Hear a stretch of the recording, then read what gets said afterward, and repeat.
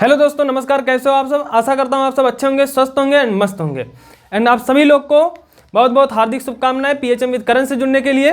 दोस्तों, आज हम पढ़ने वाले हैं कक्षा 10 का विज्ञान, यानी कि साइंस। विज्ञान क्या होता है? वैसे सभी लोग को पता होगा इसका परिभाषा, फिर भी मैंने यहाँ पर लिख रखा है, आप सब देख सकते हो। द्रव की सुसंगठित, सुव्यवस्थित एवं क्रमबद्ध ज्ञान को विज्ञान कहते हैं। द्रव्य मतलब होता है दोस्तों पदार्थ।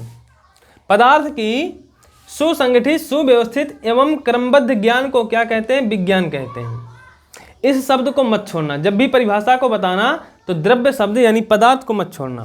पदार्थ के बारे में ही हम लोग अध्ययन करते हैं विज्ञान के अंतर्गत, ठीक है।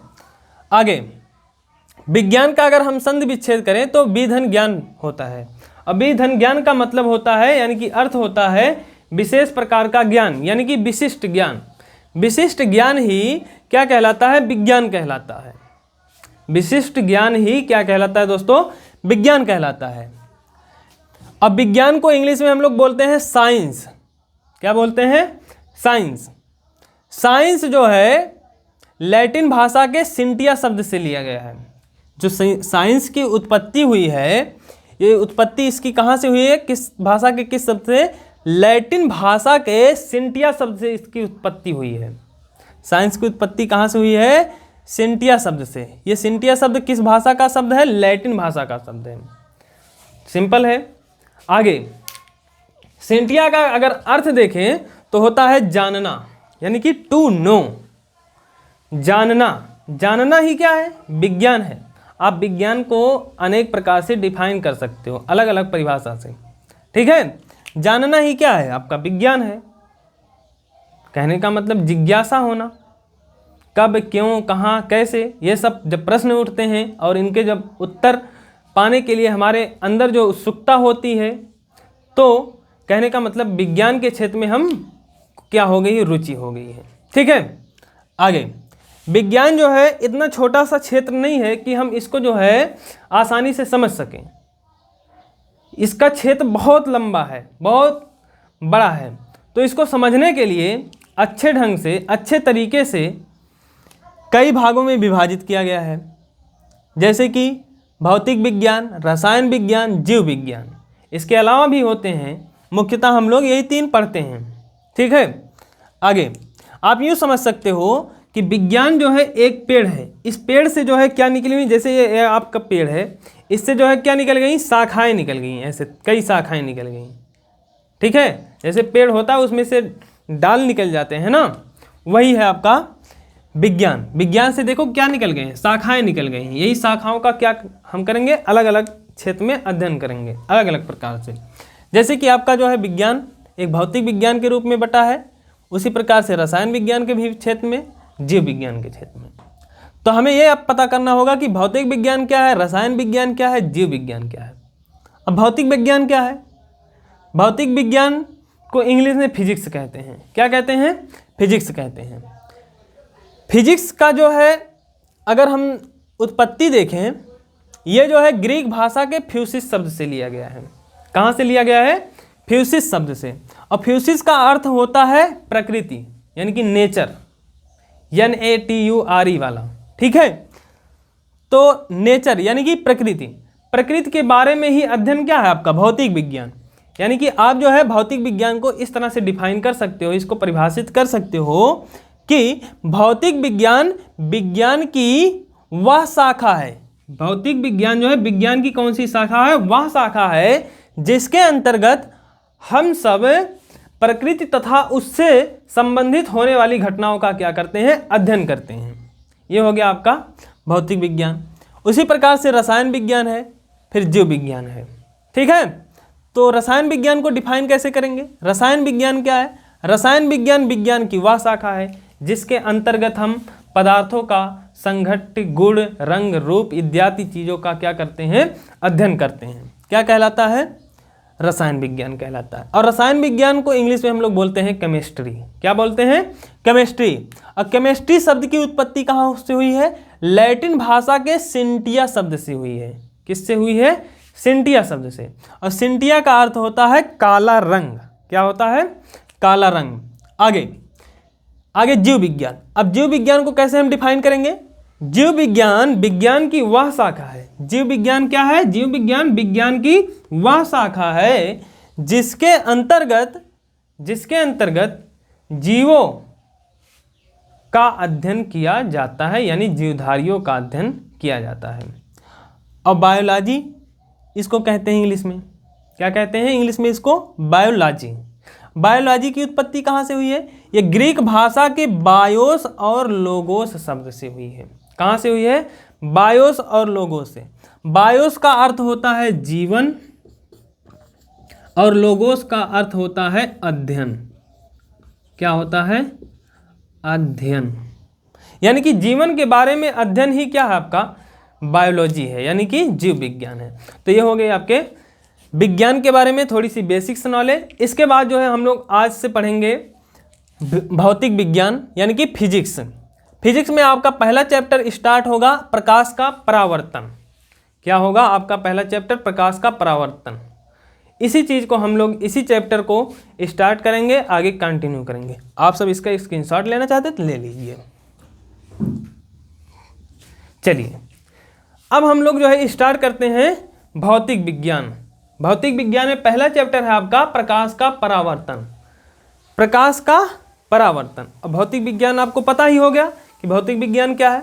भौतिक विज्ञान क्या है, एक बार मैंने फिर से बोल देता हूँ। भौतिक विज्ञान विज्ञान की वह शाखा है, आप सब लिख सकते हैं इसको। और जब भी आप जो है ऑनलाइन स्टडी करें तो कॉपी पेन किताब सब साथ में लेकर के बैठा करें। ये नहीं कि सो करके बिस्तर पे लेट करके मोबाइल ऐसे देख रहे हैं फिल्म की तरह। इस तरह से पढ़ाई नहीं होती है, ठीक है। चलिए, भौतिक विज्ञान विज्ञान की वह शाखा है जिसके अंतर्गत प्रकृति तथा उससे संबंधित होने वाली घटनाओं का क्या करते हैं? अध्ययन करते हैं। भौतिक विज्ञान विज्ञान की वह शाखा है जिसके अंतर्गत प्रकृति तथा उससे संबंधित होने वाली घटनाओं का क्या करते हैं?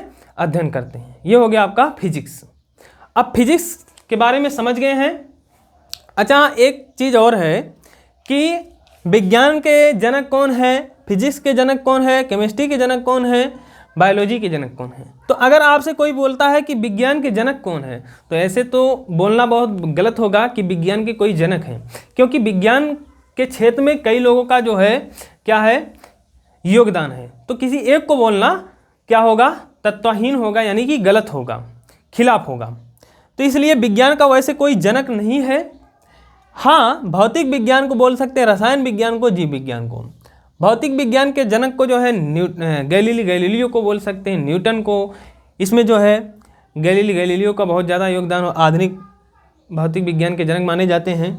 न्यूटन है, आइंस्टीन है, सब लोग हैं। रसायन विज्ञान को एंटी लेवासियो को माना जाता है। जीव विज्ञान के जनक को अरस्तु को माना जाता है, ठीक है। ये हो गया। चलिए अब हम लोग पढ़ते हैं प्रकाश का परावर्तन। थोड़ा सा मैं इसको अब रफ कर देता हूं, तब आगे देखते हैं।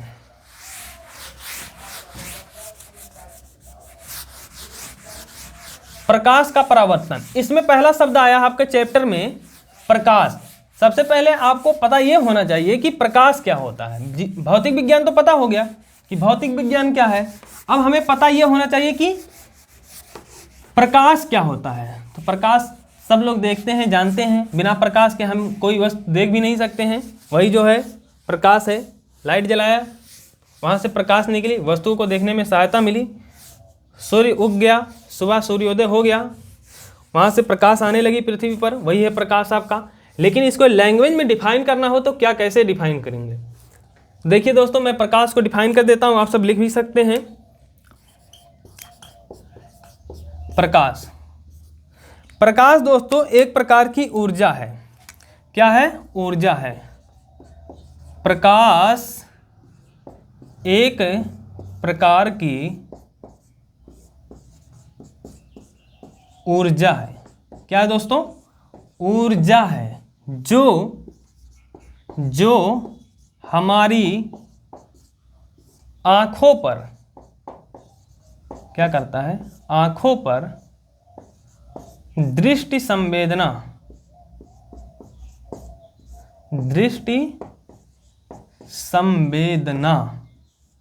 उत्पन्न करती है। यही है प्रकाश। प्रकाश के बारे में आगे चल करके आप लोग अध्ययन करेंगे जब 11-12 में जाएंगे, इसके गुणों के बारे में। वैसे मैं गुणों के बारे में बता देता हूँ आपको थोड़ा सा। प्रकाश जो है एक विद्युत चुम्बकीय तरंग भी है। यहाँ पर हर एक पॉइंट लिख भी लीजिएगा आप लोग। क्या है ये? यह एक विद्युत चुम्बकीय तरंग है। क्या है? तरंग है। ठीक है। यह सदैव सरल रेखा में गमन करती है। सरल रेखा में गमन करती है। हमेशा सीधी रेखा में चलती है। और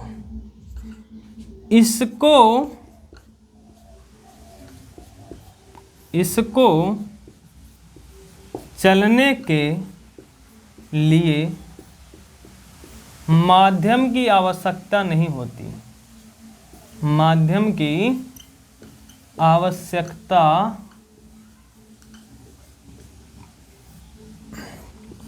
नहीं होती,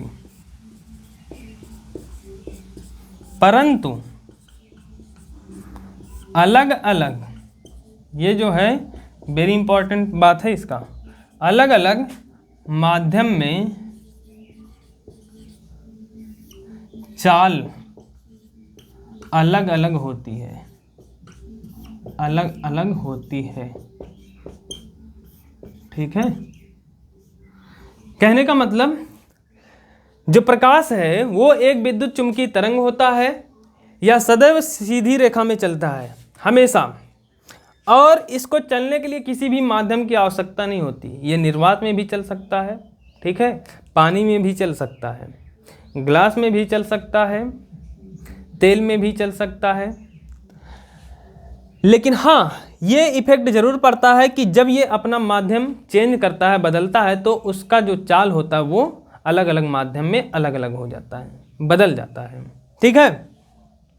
और एक बात, सबसे इंपॉर्टेंट बात, निर्वात में इसकी चाल जो होती है,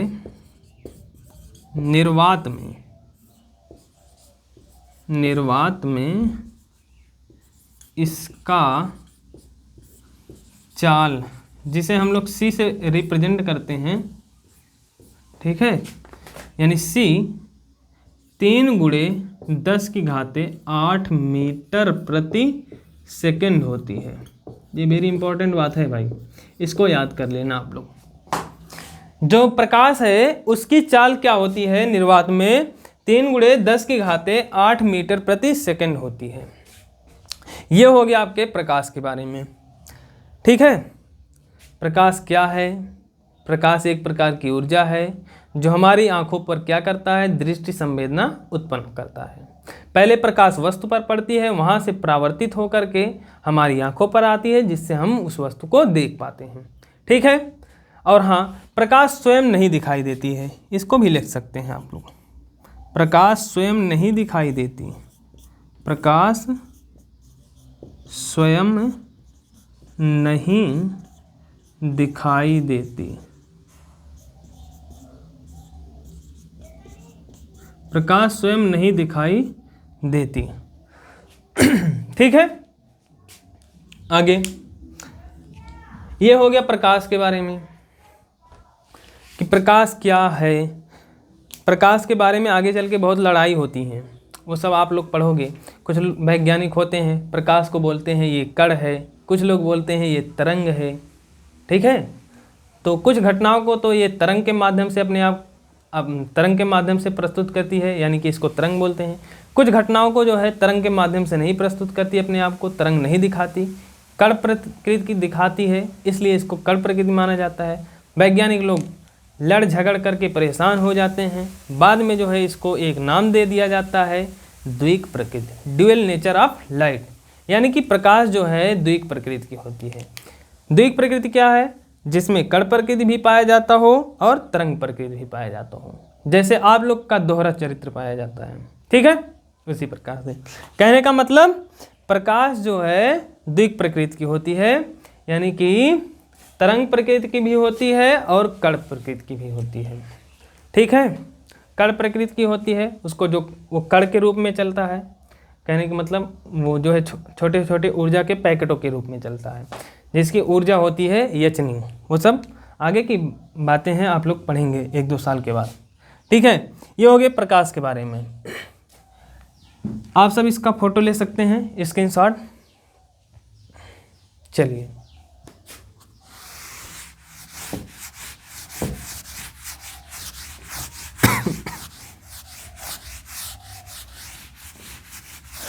प्रकाश के बारे में पता हो गया आप सबको। अब पता होना चाहिए एक शब्द होता है प्रदीप्त वस्तुएं और अप्रदीप्त वस्तुएं। प्रदीप्त वस्तुएं क्या होती हैं और अप्रदीप्त वस्तुएं क्या भैया? प्रदीप्त वस्तुएं पता होगा, नाम से स्पष्ट है। प्रदीप्त वस्तुएं क्या होती हैं? देखो भाई, प्रदीप्त वस्तुएं वह वस्तुएं होती हैं जो स्वयं प्रकाश उत्पन्न करती हैं। क्या करती हैं?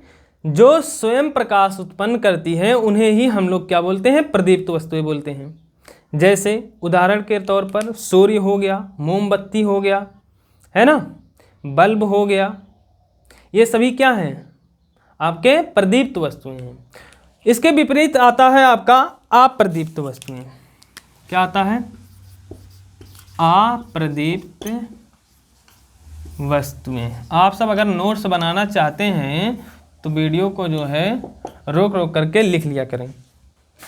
ठीक है, प्रदीप्त वस्तुएं फिर से बोल देता हूं।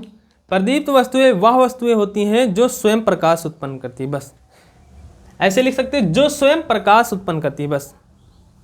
सूर्य, बल्ब, मोमबत्ती, दीपक, ये सब क्या है? प्रदीप्त वस्तुएं हैं।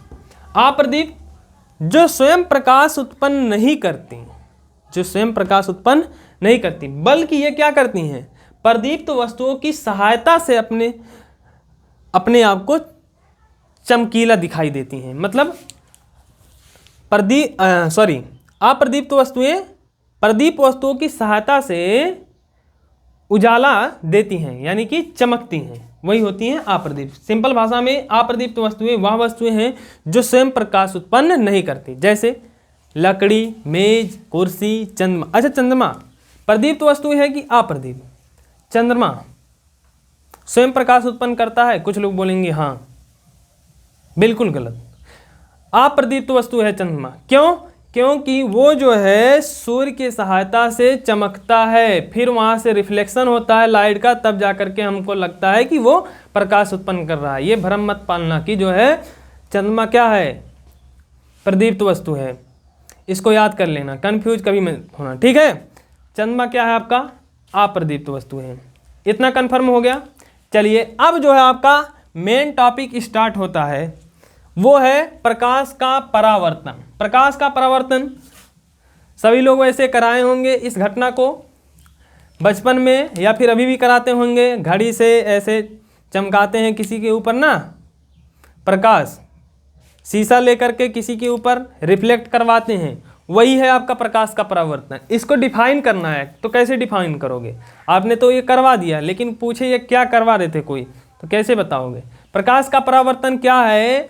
जब प्रकाश किरण किसी चमकदार या पॉलिश सतह पर पड़ती है, जब प्रकाश किरण किसी चमकदार या पॉलिश सतह पर पड़ती है, तो उसका कुछ भाग वापस उसी माध्यम में लौट जाता है, और इस प्रकार की होने वाली घटना को क्या बोलते हैं? प्रकाश का परावर्तन बोलते हैं। मैं यहाँ पर लिख देता हूँ, प्रकाश का परावर्तन क्या होता है?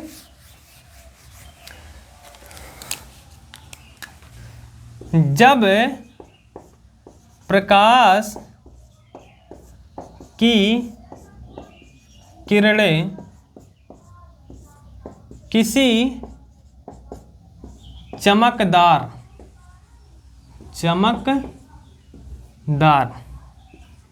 सतह पर पड़ती है,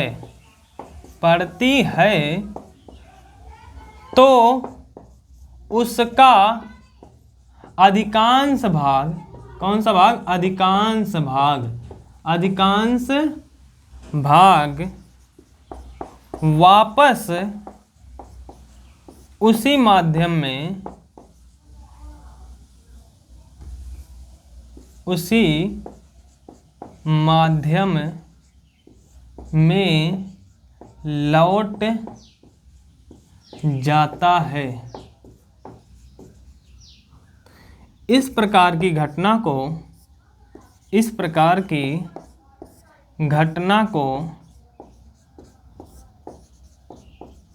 प्रकाश का परावर्तन कहते हैं। भैया क्या कहते हैं? परावर्तन कहते हैं। आप लोग लिख लो इसको, ठीक है। जब प्रकाश किरणें किसी चमकदार या पालिश सतह पर गिरती हैं, पड़ती हैं, तो उसका कुछ अधिकांश भाग वापस उसी माध्यम में क्या हो जाता है? लौट जाता है। अब जैसे कहने का मतलब, अगर मैं यहाँ पर एक चमकदार पालिश सतह लेकर के आऊँ, मान लो ये मेरा हाथ जो है चमकदार पालिश सतह है, ठीक है, ऐसे खड़ा हो जाता हूँ, तो इस पर जब प्रकाश किरण आएगी, इधर से आएगी तो यहाँ पर गिरेगी, तो वो जो है जिस माध्यम से आई, इधर क्या हो गया? आपका एक माध्यम हो गया, तो वापस उसी माध्यम में वापस लौट जाती है, कुछ एंगल पर लौटती है। तो ये एक प्रकार की घटना हुई, फेनामेना हुआ, क्रिया हुआ। यही जो घटना हुई है, इसी को ही हम लोग क्या बोलते हैं? प्रकाश का परावर्तन बोलते हैं। जैसे कहने का मतलब, मैं यहाँ पर बनाता हूँ एक चमकदार सतह,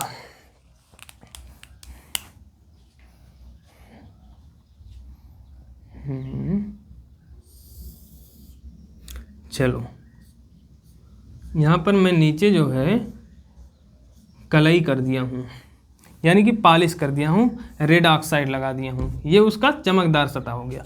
अब मैं एक प्रकाश की किरण को इस पर क्या करता हूँ? भेजता हूँ, भेज दिया। अब जब पड़ेगी यहाँ पर, तो जिधर से आई है, जैसे वही उधर से आई, यहाँ से आई, पूरा ये जो है, अब यहीं से जो है ये वापस उसी माध्यम में लौट जाएगी। क्या हो जाएगी? लौट जाएगी। ये आपतित किरण है, ये आपकी परावर्तित किरण है। अब ये एक प्रकार की क्या हो गई? घटना हो गई। और ये जो है जिस पर गिरा है, जिस बिंदु पर, इसको बोलते हैं आपतन बिंदु। क्या बोलते हैं? आपतन बिंदु, ये वाला। और इस पर जो मैं अगर एक अभिलंब खींच दूं तो क्या हो जाएगा? एक रेखा खींच दूं तो ये क्या हो गया? आपका अभिलंब हो गया। क्या हो गया? अभिलंब। और ये क्या है आपका? आपतित किरण। आपतित किरण। और ये कौन सी किरण है? परावर्तित। परावर्तित किरण। ये होगी परावर्तित किरण। आपतित किरण, परावर्तित किरण। जब प्रकाश की कोई किरण किसी चमकदार सतह पर, ये है आपका परावर्तक तल। कौन सा तल?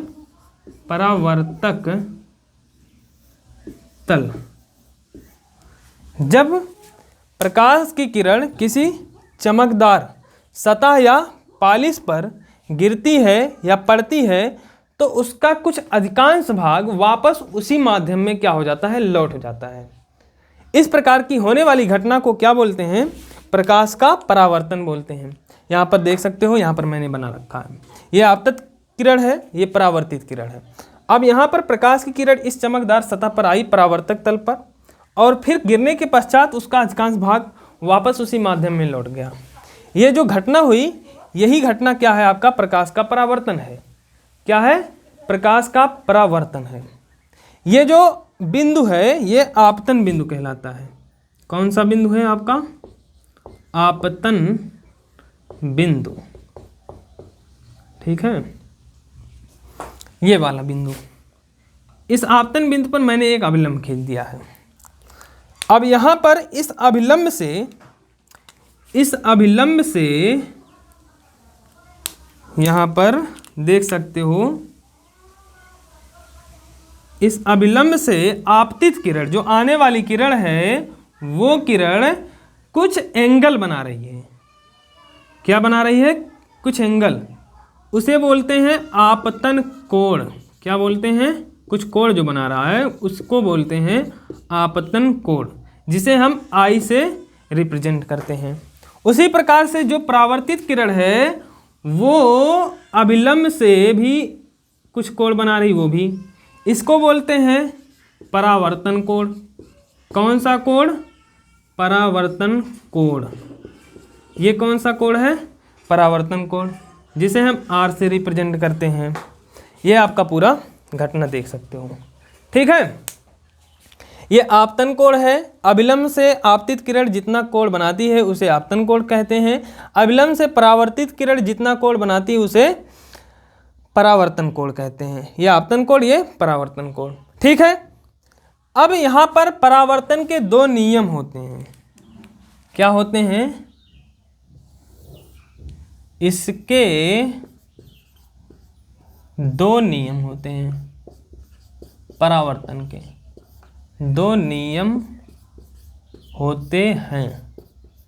वो नियम पहला क्या है और दूसरा क्या है, मैं यहाँ पर बोलता हूँ।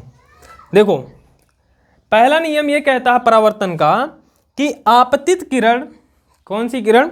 आपतित किरण तथा परावर्तित किरण, तथा कौन सी किरण?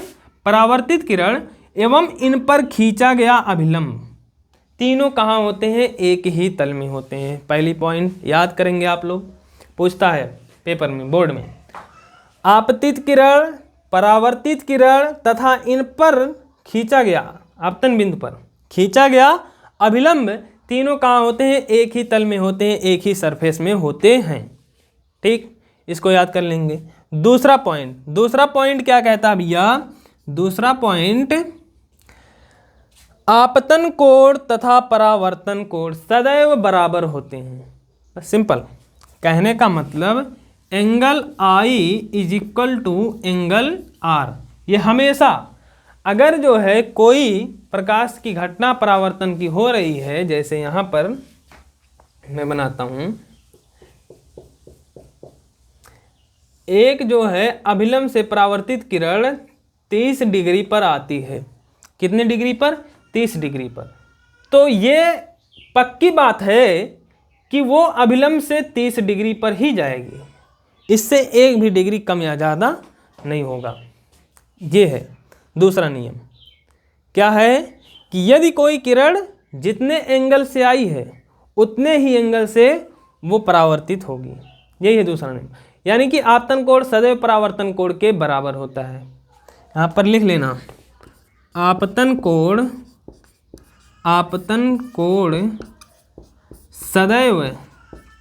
सदैव परावर्तन कोण के बराबर होता है। क्या होता है? बराबर होता है। बस, पहला नियम क्या था? आपतित किरण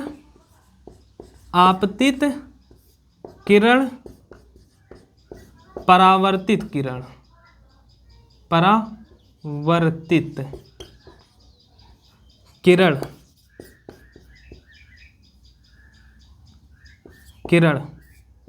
एवं आपतन बिंदु पर खींचा गया अभिलंब, तीनों एक ही तल में होते हैं। यही है, ये हो गया परावर्तन के नियम। और परावर्तन क्या होता है? प्रकाश का परावर्तन और प्रकाश परावर्तन के नियम।